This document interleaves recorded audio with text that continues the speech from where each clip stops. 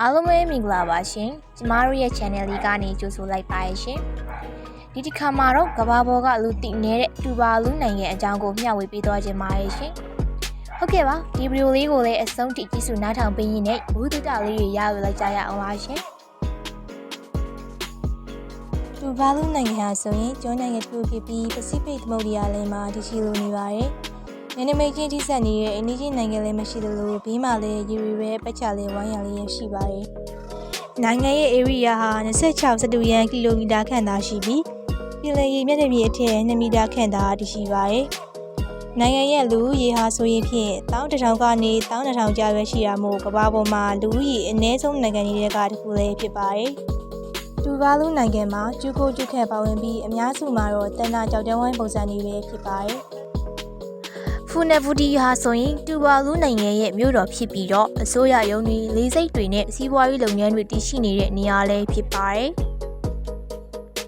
တူဘာလူနိုင်ငံကိုရခင်က Alice ကျွန်းလို့ခေါ်ခဲ့ကြပြီးတော့ United Kingdom ရဲ့ကိုလိုနီနယ်ချက်ခံရတဲ့နိုင်ငံတစ်ခုဖြစ်ခဲ့ပြီး1988ခုနှစ်မှာတော့လွတ်လပ်ရေးရရှိခဲ့ပါတယ်။နိုင်ငံရဲ့စီးပွားရေးကငါးဖမ်းလုပ်ငန်း၊အင်တာနက်ဒိုမိန်းရောင်းချခြင်းတို့ကိုသာအဓိကမှီခိုအားထားနေရပါတယ်။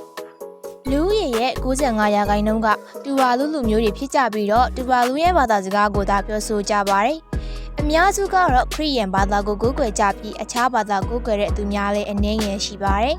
။နိုင်ငံရဲ့ငွေကြေးစနစ်ကတော့ Australian Dollar ကိုအသုံးပြုကြပါတယ်။တူဘာလူနိုင်ငံရဲ့ရည်ကြီးမှုဟာပစိဖိတ်ကျွန်းရည်ကြီးမှုနဲ့အလွန်ဆစ်တူပါတယ်။တူဘာလူမှာဆိုရင်ဖက်တီလီလို့ခေါ်တဲ့ရိုးရာကအလွန်ထင်ရှားလာပါတယ်။ကျွန်းနိုင်ငံတစ်ခုဖြစ်သည့်အလျောက်သူတို့ရဲ့ရိုးရာအစားအစာကတော့ပင်လယ်စာဖြစ်ပြီးအုံးသီးနဲ့ငါရိုးချစ်ထားတဲ့ဟင်းလျာကလည်းအထူးလူကြိုက်များလာပါတယ်။တူဘာလူရဲ့ရိုးရာဝတ်စားတွေဟာအရွက်တွေနဲ့ပြုလုပ်ထားတဲ့စကတ်တွေပန်းတွေချိန်ရန်ထားတဲ့အင်ဂျီတွေဖြစ်ပြီးယခုနောက်ပိုင်းမှာတော့အနောက်တိုင်းဝတ်စုံတွေကိုသာဝတ်ဆင်ကြပါတော့တယ်